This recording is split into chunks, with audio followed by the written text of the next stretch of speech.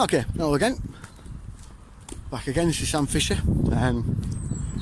It's a video that'll be back on track, continuing the history behind, the reality behind the Legion Saga. I'm going to continue Ancient Man. I hope you've done your homework. I'm trusting that you have this time. Hands up. Hands up. Well, you lot at the back, always, you lot at the back, you always do it. Good lads. You lot at the front, I was messing about, that's why you're at the front. Anyway, well, if you start going, what the hell's he on about? What a weirdo. Anyway, like I was saying, right, Ancient Man. I'm going to go slightly off topic, only slightly. Talk about possible locations for Atlantis. Because Atlantis isn't a myth, it's an actual fact. In fact, there's every indication that we've probably found it. It's just not where people expected. People are looking into the Atlantic, looking far and wide under the water, thinking it was off the coast of Cuba, and thinking it was in Spain, of all places. Santorini was the most ridiculous one. I mean, yeah, it blew up. Yeah, they killed the Minoans, but the Minoans weren't the Atlanteans. Antarctica was one of the more plausible as well. But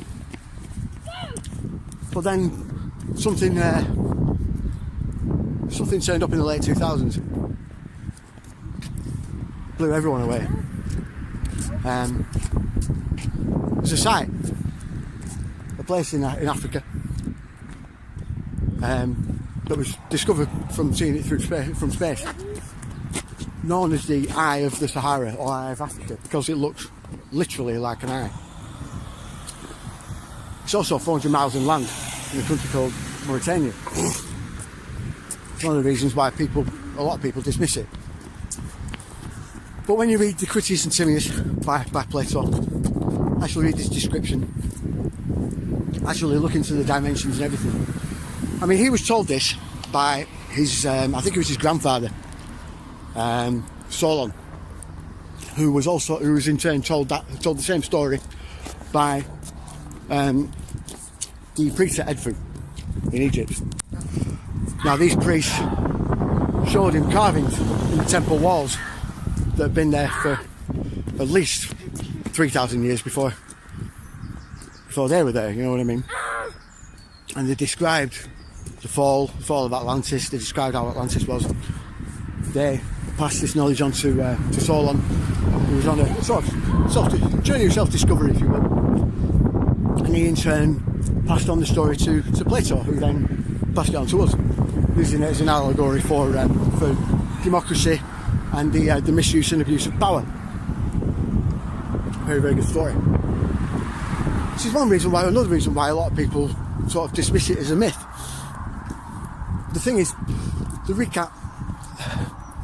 Right, Atlantis. Its description was the main capital city was consisted of 3 rings, concentric rings: land, sea, land, sea, land. That stretched had a diameter of about 23 kilometres. To its north was cliffs with gigantic waterfalls that were fed by 4 rivers. To its south was a vast plain covering hundreds of miles. It was just completely flat. And at the end of there was another series of cliffs that dropped down into the sea.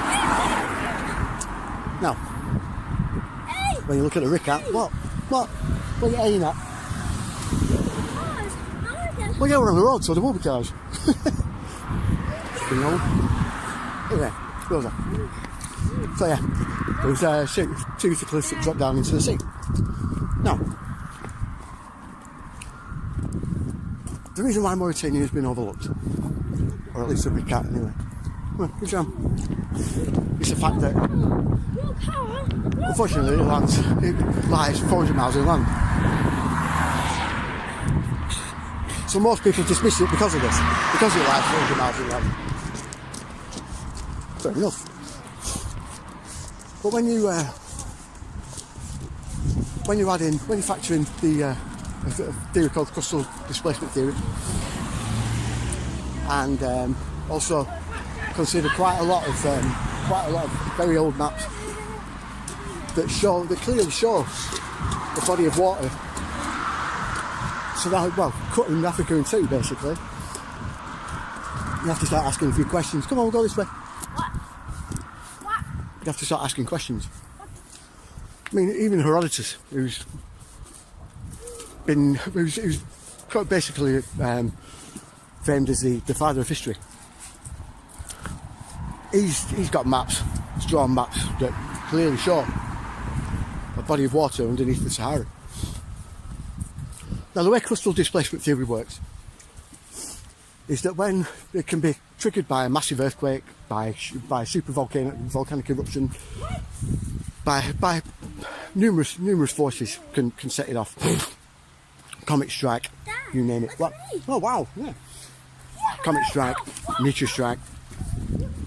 Such of a size such as the one that would leave a crater the size of the one that they found in Greenland just recently, which is dated to around 11,500 years ago. It's funny, isn't it?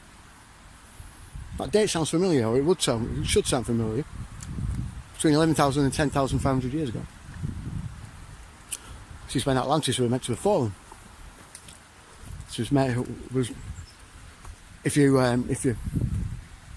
believe Graham Hancock or Randall Carlson, Dr. Randall Carlson, I should say, et al., John Anthony West, all of them, they will all attest that was when an ancient global civilization, ancient technologically advanced global civilization was completely wiped off the planet. And it's when the Younger Dryas began. Younger Dryas is a period of Neolithic history when all the megafauna died. All the mammoths, all the woolly rhinos, all that, everything were wiped off the planet, and humanity was also taken to the brink. It was almost completely wiped out during this period, which was probably started by this comet strike. But anyway, I digress. The crustal displacement basically means that the Earth's crust, can be shifted, can also be popped up, boom, suddenly. Without any warning, boom, it can suddenly be like seabeds can be risen straight out of the water, bang, in the blink of an eye almost. And this could be what happened around the Sahara area, because it did start off as a vast sort of tropical biome, tropical area, like green, wasn't anything like it is now. And also, it's also very plausible as well, because for 400 miles from the coast, where there's just so happens to be these cliffs that rise up, right? that were coastal cliffs, you know this. But for 400 miles, when you're 400 miles inland, all the way up to where the Ricat is, there are seashells. Millions and millions and millions and millions and millions and millions of seashells going all the way in. Not only that, but there are skeletons of whales running all the way up 400 miles inland. Not fossilised, right? Because that would mean that they were extremely old. These are just there. You find them all the time. The local tribesmen and everything else, they find them all the time, littered all over the place. But bleached, sun bleached, like they've been there for millennia, basically, for millennia. Just bleaching in the sun. And there's thousands of them, absolutely thousands of them. So the only way that can happen is by a sudden, very sharp, boom, pop. The seabed being lifted up. This will dramatically alter the climate. Come on, get going. Because the seawater would kill every single thing, every single living thing in that area. Couple that with a mudslide that probably happened, a mudslide, massive tidal wave. It's a very strange aspect. The local tribes, they can't dig wells there. In the whole of the country, it's very hard to dig wells there because when they do, they find seawater coming 400 miles inland. In fact, even in the middle of the Sahara, they find seawater. It's very bizarre. There's only one truly pure source of water in the whole of that desert area, and that's in the middle of the Rikat, which is something else that Plato described. The Rikat looks like three concentric rings. Or it is three concentric rings. Now, there's debate whether it was man-made or volcanic or whatever. It doesn't really matter. Even if it was volcanic, it still doesn't mean that that humans couldn't have appropriated it and made it part of their settlement. I mean, it's just perfect. They don't need to dig it themselves. You know what I mean? I don't know why they don't think this. But yeah, these three concentric rings, the diameter of which, no, get away from the edge. The diameter of which is 23 kilometres, exactly how Plato describes. See a pattern forming here? There's a vast plain in front of it, running to the south, all the way down to where these previously coastal cliffs used to be. That they admit used to be coastal cliffs. A vast plain in front of it. To its north, there's a set of mountains, funnily enough, called the Atlas Mountains. Right? But these cliffs have ancient riverbeds on the top and remnants of ancient waterfalls. There's only one problem with it being there, and that's the fact that it's at a very low location. It's war torn, so we can't exactly send any archaeologists in to have a look, which is a nightmare. It's just ridiculous. But I think the conspiracy theorist inside me, it sort of thinks that maybe it was planned that way. That's why they started off the Libyan war. Why they're destroying Syria at the moment. Why they went into Iraq in the first place. I mean, Saddam Hussein thought he was the reincarnation of Nebuchadnezzar. He was an ancient Babylonian king. He wanted to remake Babylon. I know they said they didn't find any weapons of mass destruction there, but it has to make you wonder, what kind of weapons of mass destruction are we talking about? We think Saddam had archaeologists, German archaeologists and French and English archaeologists running around the country looking for Sumerian artefacts. The first thing that the American and British Army did was, instead of just, whenever you invade a country, you cordon off bits, make sure you've got it secured, and then move.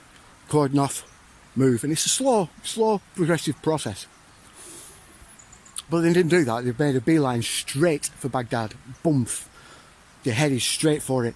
As soon as they got to Baghdad, the first thing they did was go bang straight up to the the Iraqi National Museum, basically, that had all the Sumerian artifacts in, ignored everything that was out, that was already out, was placed out, and boom, straight down to the vaults and took everything out. Woof, raided it all. There is testimony from not just American soldiers but British soldiers, all saying the same thing. We went straight into Baghdad, straight into the museum, and took everything out of the vaults. They had no idea what they were taking, but they took everything out of the vaults. They were looking for something. Saddam found something. And I think he found something that really, really scared them. And it's another reason why that pyramid in Ukraine was also cordoned off and tapped off by Putin so quickly when he took back Crimea. Because he knew there was something there.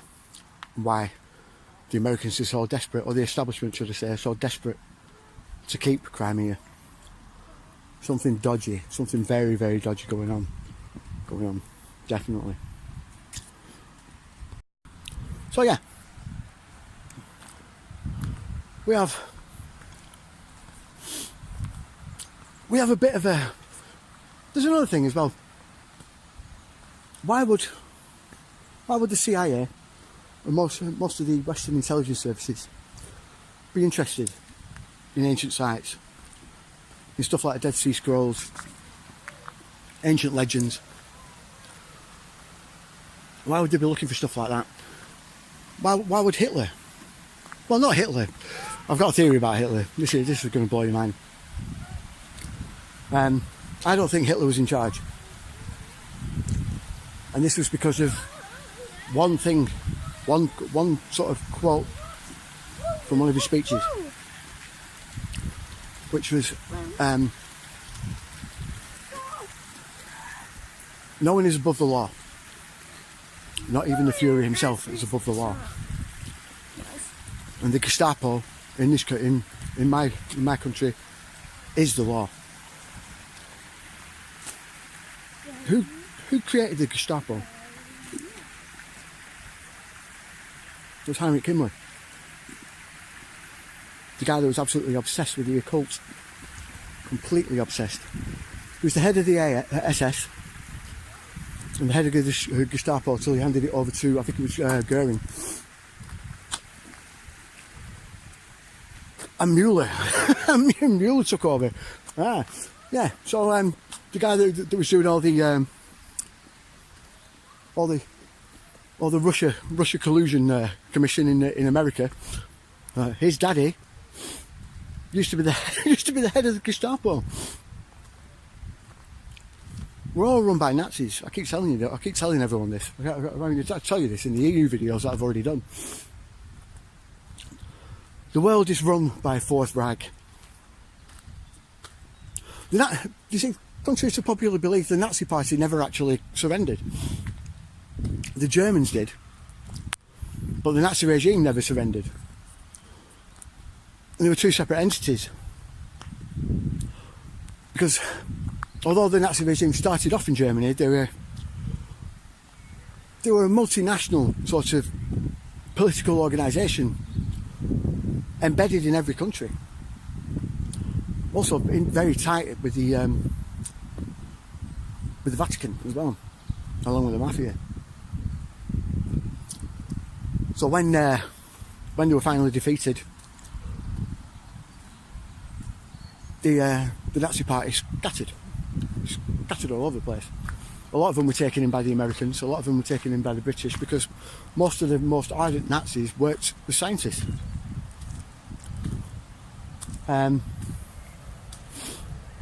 Which is why you end up with, with most of them setting up NASA. Most of them setting up the CIA. German scientists involved with MK Ultra. You name it. I mean, the ones that were supposedly killed off, I don't think were actually killed off. I think they were just given a sort of fake death. You know, they faked the death and then shipped them off somewhere, bumped to go and probably Argentina, go and live the rest of their life in peace. It's like Hitler. Hitler didn't die. Amazingly, the body that they found was a woman. When they actually DNA tested the actual body that was supposedly of Hitler, who blew his head off and then was subsequently burnt. When they tested it, it was a woman. I think it was Eva Braun, to be honest. But anyway, so yeah, I mean, there were sightings of him in Argentina for long after it, but people just took it as a bit like Elvis, you know what I mean? He was alive and well and living in Brighton. No, that's a joke. But yeah. But it's, see, Himmler was absolutely obsessed. He was. With the occult. Finding the Ark. Finding anything that could be used as a tool, like something to sort of entrench the holiness of their war. You know what I mean? Their war against the West is a holy war. Then they're doing God's work, or they would have been doing if you could find something like the Ark of the Covenant or the Holy Grail, with the Spear of Destiny. But anyway, I'm sort of skipping ahead. So yeah, they did that's another thing the Nazis did as well. They did a lot of work in North Africa. And it makes you wonder why they spent a lot of time there. Going all the way across Egypt, across from Egypt all the way across. It's very, very likely they probably found the Rikat, like, and other sites that we don't even know about.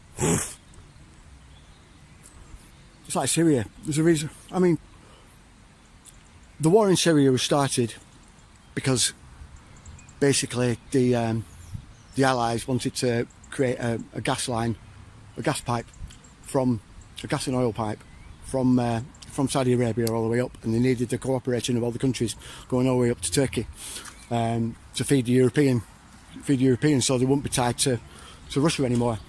Which is one of the reasons why Russia sided with Syria in the first place, because they don't want that. It'll kill off one of their main sort of main customers.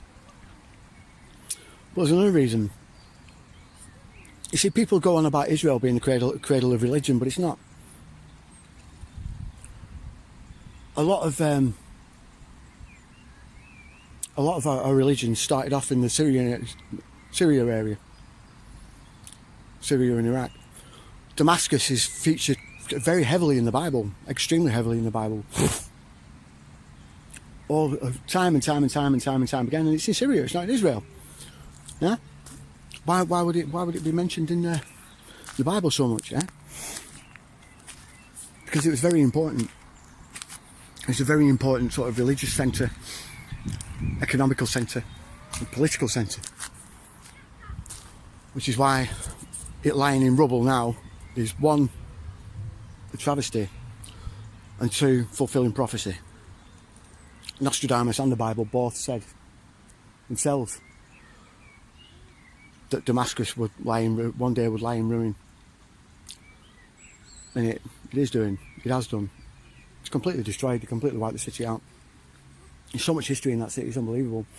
But they've done it because they don't want anyone to find anything. They're trying to completely erase. What? You can if you want, but I don't know why. They're trying to completely erase any sort of notion of an ancient civilization. Well, no, you can do it yourself. Any sort of notion of an ancient civilization before the Sumerians. Even the Sumerians they don't want people to know about because of the legends and the tablets. Just the stuff that I mean, they were the first culture to write everything down. I mean, everything. It didn't matter how small, they put it down on a clear tablet. Just like sort of grain transactions and everything. We know more about the Sumerians than we do about the Egyptians. Yet you don't hear anything about the Sumerians. And that's because what they call myths, what they call Sumerian legends, are so bizarre and so frightening to a lot of people that they can't handle it. They can't.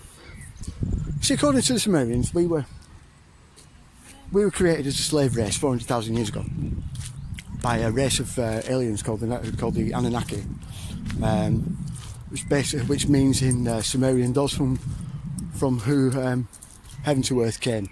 That's what Anunnaki means. And they taught us everything: civilization, taught us democracy, taught us writing, taught us everything. Supposedly.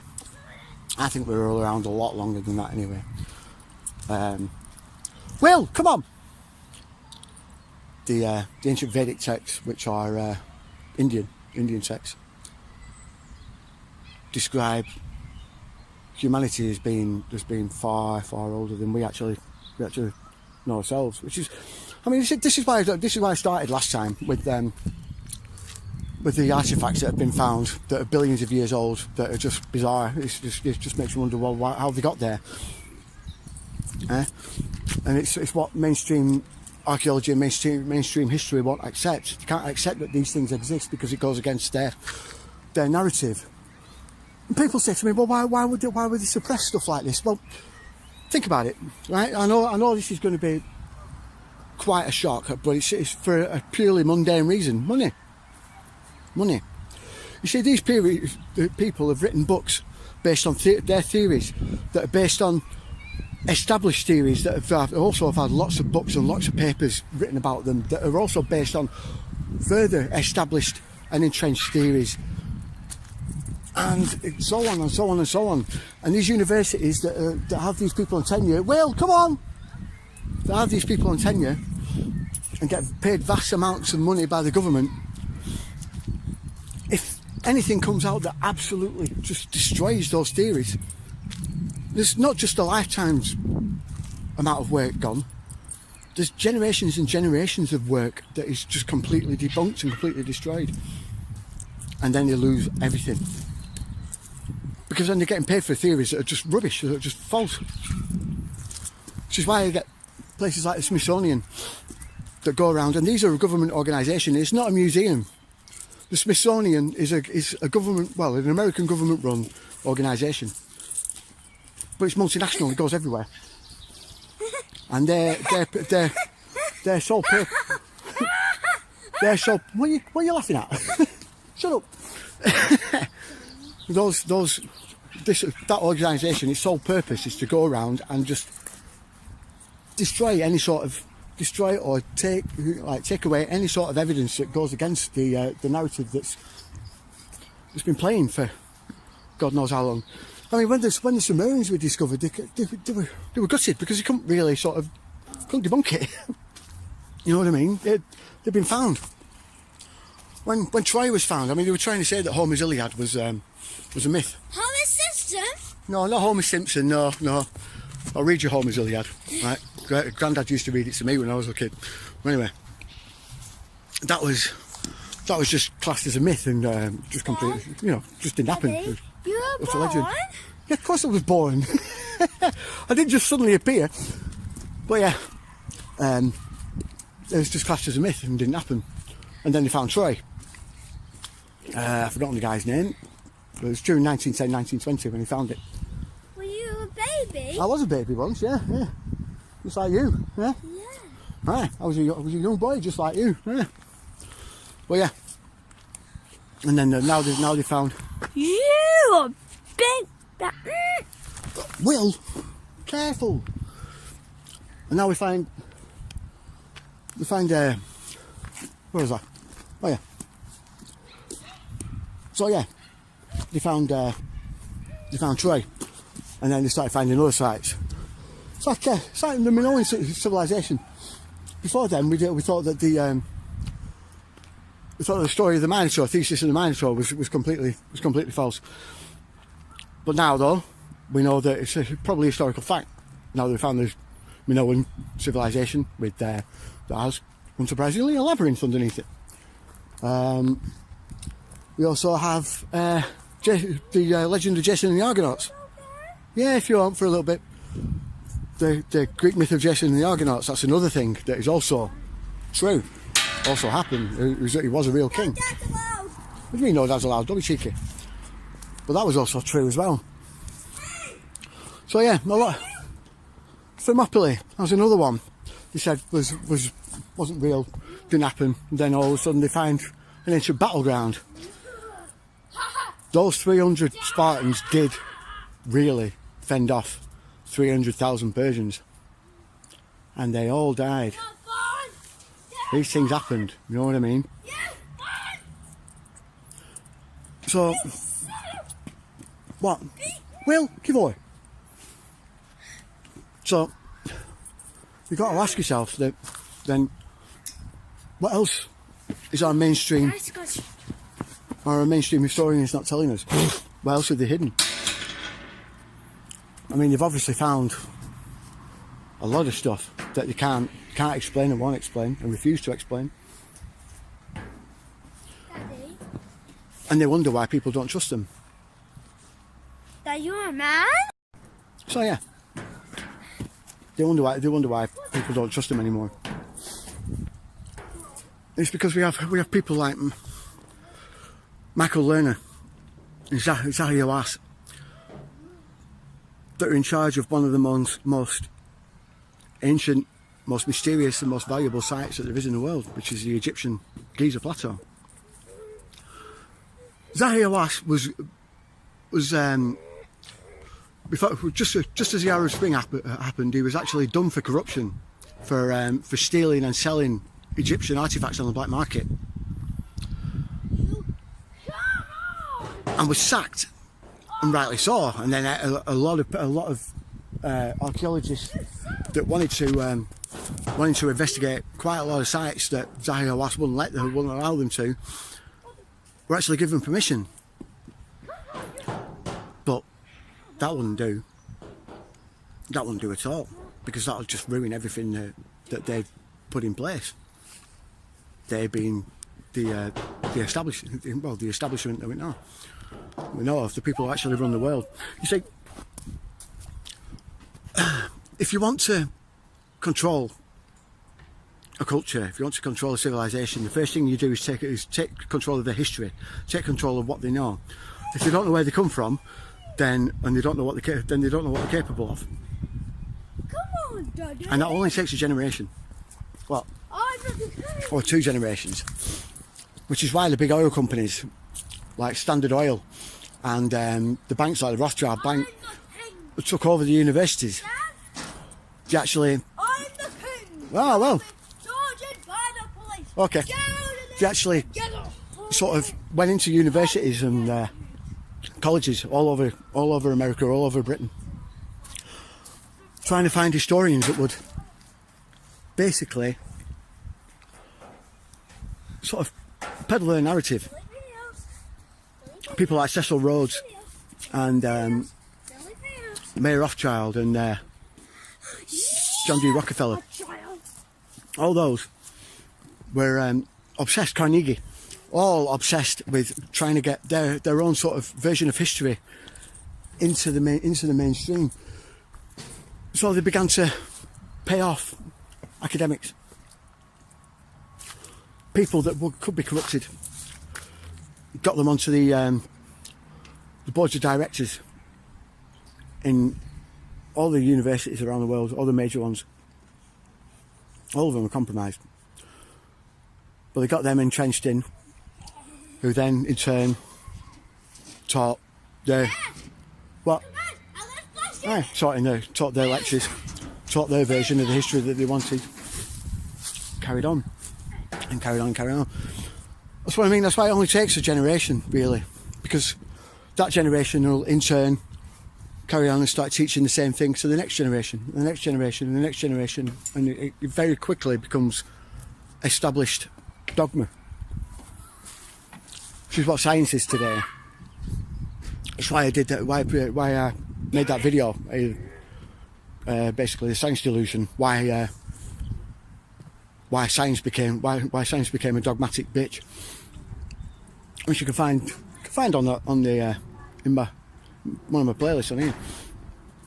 It features a lecture by a guy called Rupert Sheldrake that's absolutely fascinating. What? I'm going to stop you. Okay, TED Talk by Rupert Sheldrake. Which I highly recommend watching. Hey, Dad. Okay, whatever. He's well, shush. Of the final battle. Okay, if you say so. Right, but he goes into. He basically puts a scientific method. Uses it against scientific dogma. Certain aspects of science that he sees as almost virtually stepping into religious territory, which it is. I mean, it's a belief system now. It's getting disproven so many times. It's just that they try and suppress it. But also, like, there's certain things that we're starting to realise now, like materialistic science doesn't work. A lot of it is to do, like, when we're looking to sort of the quantum sort of field side of things. Okay, the quantum side of things with quantum theory and everything else, it works. Science does work quite well. But when we have a completely different model for the macro world, not using the same sort of idea, things start falling apart. The gravitational model doesn't work. it's more of a... Damn it. The universe actually runs on electromagnetism and plasma. And that's becoming more and more apparent with each coming day.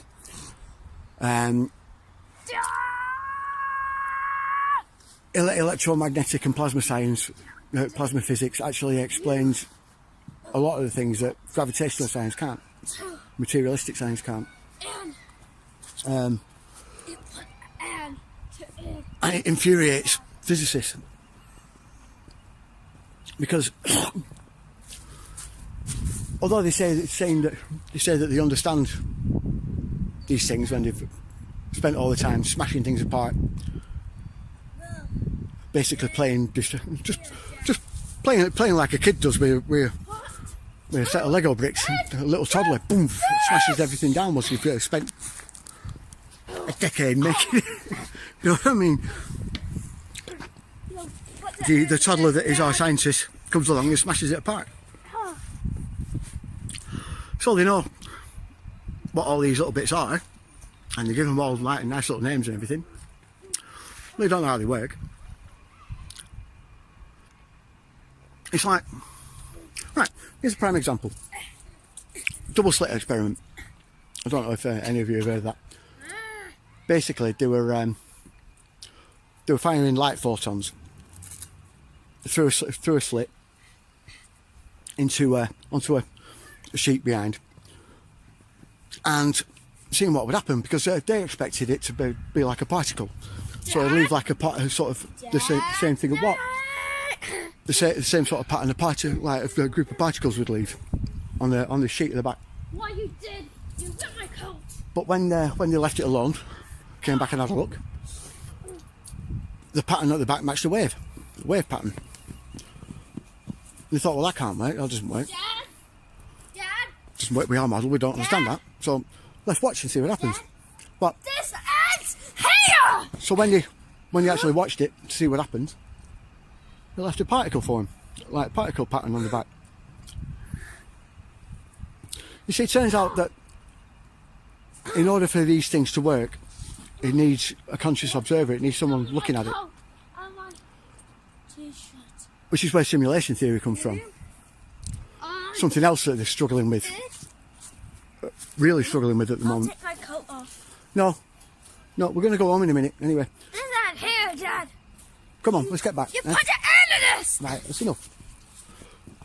But yeah, so this is where science, as we know it at the moment, is falling down. It's mired itself in rules and theories that don't work, and they're stubbornly sticking to them, and it's destroying science. And it's all because of money. I know this sounds like a bit of a socialistic thing to do, but it's probably one of the few things of socialism that's actually worth its salt. And that's we need to take the money side of things out of education completely. It needs to be free for everyone. We need to take the money out of research, basically, or the competitive nature, because when scientists are researching things, they do it all in secret because they're terrified of someone else stealing their idea and getting all the money for it. Which is why another reason why we need to take money out of the equation, so then we can share information. Because who knows, a collaboration of one or two scientists working along the same idea could mean the difference between their research actually becoming something valid and worthwhile and not. We need an honest and open dialogue when science is concerned, basically. And we need a mainstream scientist to actually take notice of some of what they call the fringe scientists that have disproving everything that they hold, like I said, religiously. Why? Ideas that they hold religiously. Give over. They hold religiously. And sort of disregard everyone else's any claims that may just destroy those dogmas, those theories. You wet my shirt. It happens constantly. There's more evidence for a lot of the things theorised by fringe science than there is that basically backs up the mainstream claims with a lot of things. Physics, history, even psychology. You'll find psychology professors saying that the actual science of psychology doesn't work. Anyway, I think that's enough for the time being. I'll see you next time.